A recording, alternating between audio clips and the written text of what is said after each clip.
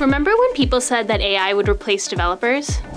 Well, our data shows that's just not true. In the past year, AI has been evolving fast, and at the same time, we're seeing more developers joining GitHub from across the globe. Since early 2023, the number of developers on GitHub grew rapidly, with significant growth in Africa, Latin America, and Asia. We see some signals that AI is driving interest in software development, but that's not the full story. In this year's Octoverse report, we uncover 3 key trends around how AI and an expanding global developer community are coming together in powerful ways. First, generative AI is moving beyond the hype. This year, Python outranked JavaScript as the most widely used language on GitHub across all work.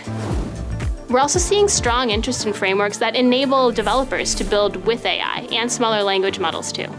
Second, in 2024, we saw a massive wave of new developers from all over the world. Our education program has supported 7 million lifetime participants.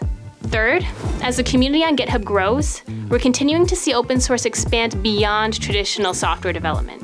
Case in point, the use of Jupyter notebooks shot up by 90% since last year, and 170 since 2022.